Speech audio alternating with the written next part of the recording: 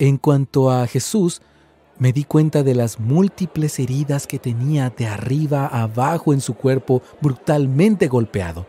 Tenía innumerables laceraciones profundas y abiertas alrededor de todo su torso y por las piernas. Espinas largas se habían incrustado en su frente, como para coronar a este rey ensangrentado.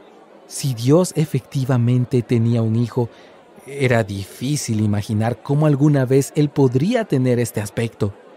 Salvó a otros, la multitud había dicho. ¿A quién él había salvado? ¿De qué quiso salvarlos? Cuando era niño me habían enseñado que Dios es el único que salva. Si Jesús era el Hijo de Dios, claramente salvar era algo que él haría. Y sin embargo, cuando la multitud le pidió que se salvara a sí mismo, él no respondió. Esa es la religión para usted, pensé. Él dice que va a destruir el templo, pero no remueve ni una piedra. Afirma ser el Salvador prometido, pero ni siquiera puede salvarse a sí mismo.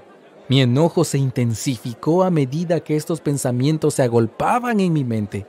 ¿De qué sirve un Dios que es clemente y compasivo, lento para la ira y grande en amor? En lo que a mí respecta, Él era demasiado lento para la ira con los romanos y no lo suficientemente compasivo con nosotros.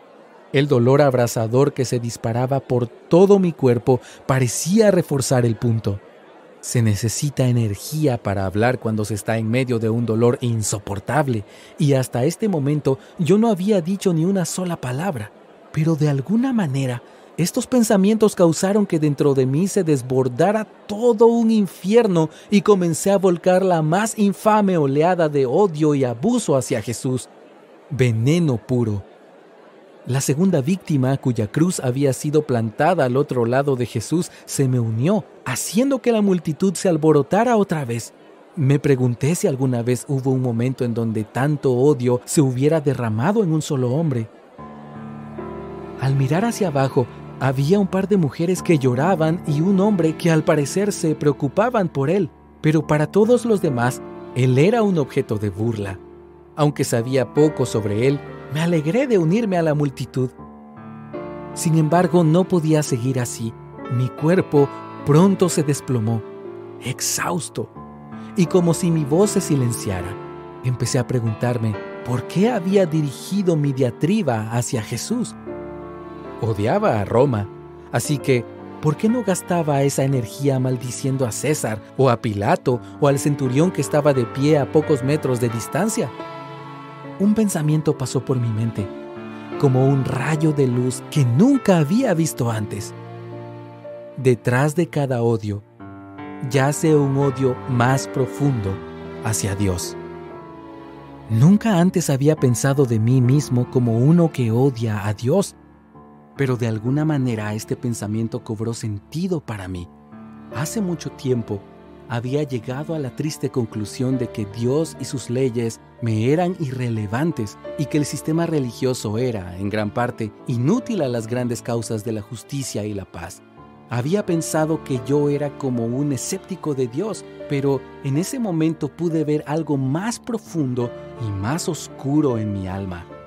Detrás de mi odio hacia Roma, yacía mi odio hacia Dios.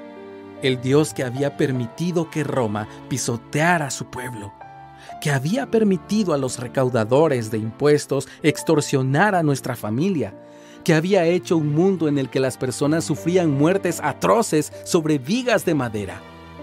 El dolor alimentó el odio que llenaba mi alma en este terrible calvario.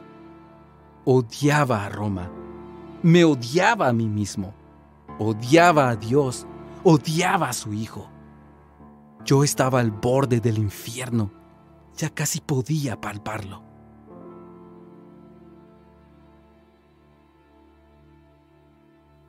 Capítulo 3. Fe. 11:14 AM. Realmente no sé cómo explicar lo que sucedió después. Todo lo que puedo decir es que una quietud extraña se apoderó de mi alma y por primera vez empecé a considerar lo que vendría más adelante. Mi vida se escapaba, la tierra se alejaba y la eternidad se avecinaba en el horizonte. No había planeado esto y no me había preparado para ello tampoco. Mi mente regresó a mi infancia y oí la voz de mi madre citando las Escrituras. El principio de la sabiduría es el temor del Señor. Yo siempre había creído en Dios, por supuesto, eso vino con mi sangre judía. Pero hay una gran diferencia entre creer en Dios y temerle. Las personas que dicen que creen en Dios a menudo le dan a Él poco o ningún lugar en su vida. Pero temer a Dios significa que usted cuenta con Él en sus decisiones y sus prioridades. Complacerlo a Él se convierte en su primordial consideración y su mayor gozo. Pensé en mi primer robo en el templo y me di cuenta que el temor de Dios había estado en gran medida ausente de mi vida desde ese momento. Yo había elegido y perseguido mi propio camino a mi manera. Yo había vivido distanciado de Dios y también ahora me estaba muriendo alejado de Él. ¿Qué habría más allá? Yo no lo sabía. Y con el transcurso de los años realmente me tenía sin cuidado. Pero a medida que la vida se me escapaba, nada más importaba. La segunda víctima lanzó otra diatriba de maldición y blasfemia. Poco tiempo atrás me habría unido con él a injuriar a Jesús, pero ahora su antagonismo hacia Dios me parecía como el colmo de la locura. Me esforcé y le reprendí. ¿Ni siquiera temor de Dios tienes? La segunda víctima se tranquilizó, por lo que continué. En nuestro caso, el castigo es justo, pues sufrimos lo que merecen nuestros delitos, dije. En cambio, no ha hecho nada malo. Mis palabras me sorprendieron, así como también debieron sorprenderle a él. A lo largo de mi vida siempre tenía una defensa para todo lo que hacía. Cuando rechacé el templo fue porque el templo me había fallado. Cuando le robé a Roma fue porque Roma me había robado a mí. Como yo lo veía, lo correcto estaba de mi lado. Alguien más estaba siempre en lo incorrecto, pero en la extraña calma que se apoderó de mi alma en esos momentos, las cosas se veían muy diferentes. Yo estaba siendo ejecutado como ladrón, y eso es lo que era. Me había tomado el riesgo y sabía lo que estaba haciendo. Cuando joven me había escapado de mi primer robo en el templo sin ser detectado y había vivido con la ilusión de que siempre sería así, pero no fue así. Finalmente, el largo brazo de la ley me alcanzó y cuando eso sucedió, las explicaciones y justificaciones para mi comportamiento que por mucho tiempo me habían satisfecho fueron completamente inútiles. Si esta era mi posición frente a la justicia de Roma, ¿cómo sería ante el Dios Todopoderoso? A medida que estos pensamientos se revolcaban en mi mente, empecé a ver que mi mayor robo no consistía en el robo a Roma, sino en robarle a Dios. Yo había escogido pasar la vida que Él me había dado en satisfacerme a mí mismo. Yo había pensado vivir esta vida como mi vida en vez de su vida, ni le había dado lugar a Él en ella. Yo había valorado mi vida basado en lo que me satisfacía y sobre esa base había considerado que lo bueno de mí superaba el mal que había en mí. Pero a medida que mi vida se escapaba lentamente, desangrándome hacia un final miserable, yo sabía que estaba lejos de ser bueno y lejos de Dios. Miré nuevamente a Jesús, quien a pesar de las burlas implacables había permanecido en silencio. La multitud estaba indignada porque Él había afirmado ser el Cristo, y si era Él, ellos lo odiaban porque Él había dicho que era el Hijo de Dios. Si eso fuera cierto, habría alguna evidencia, y al parecer sí la había. La multitud había dicho, salvó a otros. Pensé en eso. Si salvó a otros, ¿había alguna posibilidad de que Él me salvara? El letrero sobre su cabeza, a pocos pies de distancia de mí, decía, Jesús de Nazaret, Rey de los judíos. Si Él era un rey, Él debía tener un reino. Pero cuando lo vi avanzar hacia su muerte, me di cuenta de que su reino no era de este mundo. Era extraño. Dicen que a medida que uno se acerca a la muerte de cruz, su cerebro lucha por obtener oxígeno. Podría pensar que mi cerebro podría estarse apagando y, sin embargo, era exactamente lo contrario. Mi creciente temor de Dios siguió conduciendo mis pensamientos y los pensamientos se estaban volviendo más y más claros. Si Jesús era Dios encarnado, Él en verdad sería el Cristo. Si Él era el Cristo, Él estaría en el negocio de salvar a la gente. Y si Él salvó a la gente, Él podría llevarlos a su reino.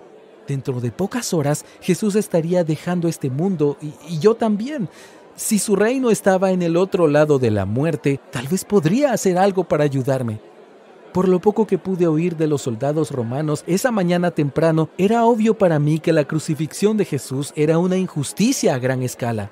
Poncio Pilato no había encontrado ningún cargo contra él y fue a lavarse las manos en un elaborado ritual con el fin de absolverse de la responsabilidad. Los cargos contra él no tenían ningún sentido en lo absoluto. Él dijo que él era el Cristo, el Hijo de Dios, salvó a personas, era una especie de rey. ¿En qué se basaban para hacer la ejecución? Luego estaban ahí los principales sacerdotes orquestando la histeria en la multitud. Todo esto olía a conspiración e injusticia. Y una injusticia perpetrada contra el Dios Todopoderoso no podía prevalecer. En algún lugar habría un gran cambio. ¿Cuál sería la apariencia de Jesús como rey? ¿Estaría rodeado de una luz radiante? Su cuerpo, ahora molido por los golpes, estaría lleno de fuerza, vigor y vida. Su cabeza estaría sana de esas espinas horribles y coronado con la insignia de verdadera realeza.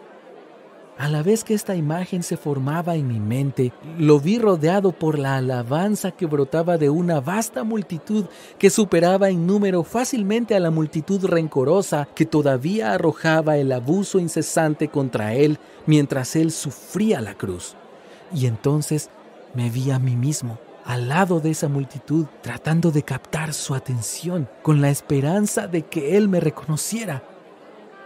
«Jesús», le dije, «acuérdate de mí cuando vengas en tu reino». Era un ruego audaz.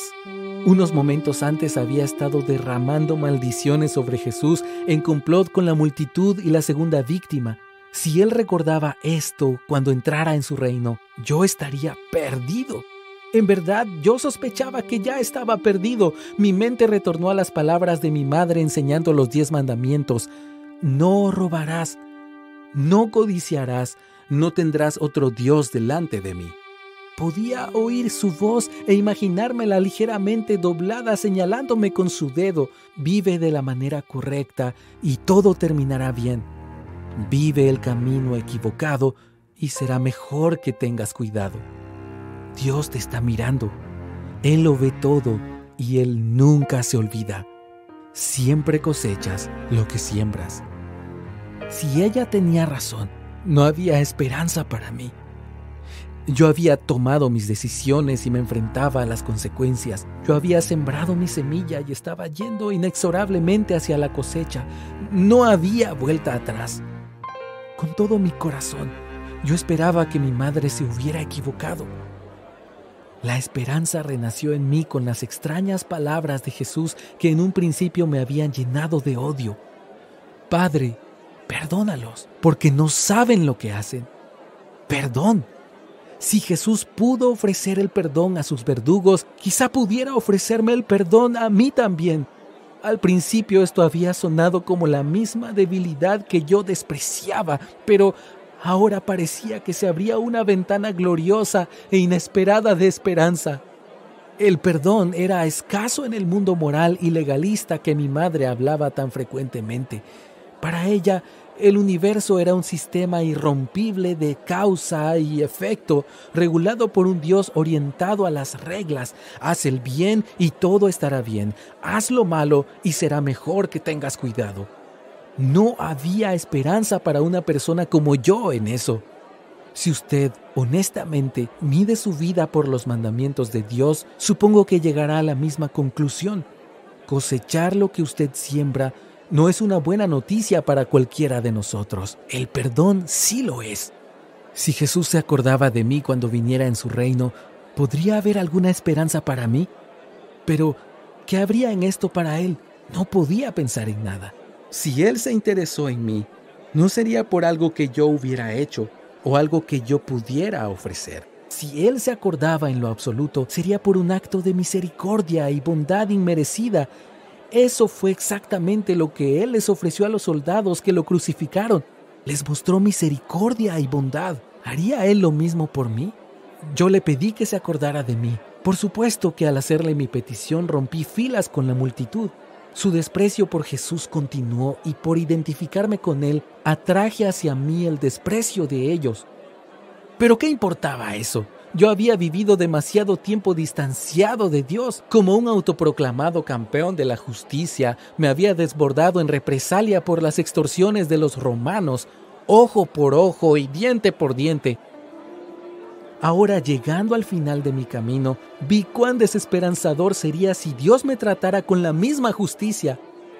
El perdón sonaba dulce, y si eso fuera posible para mí, yo quería saber más. Lo que hice fue decepcionantemente simple. Comencé a temer a Dios. Reconocí mi condición de pecado. Creí que Jesús era quien Él dijo que era, el Cristo, el Mesías, y le pedí que me salvara. Eso es algo que usted puede hacer también hoy mismo. Al hacer esto, entregué toda la hostilidad que tenía en mi corazón y abandoné mi ilusión de tener una vida que de alguna manera impresionara a Dios. Puse mi vida tal como había sido, con todo lo que había hecho, en las manos de Jesús. Mis manos extendidas hacia sus manos extendidas. Yo creí en Él como el Cristo, el Hijo de Dios, el Salvador y el Rey. Dejé lo demás a Él. Aferrándome a la vida, de un hilillo respiré con dificultad y esperé a que Él me respondiera.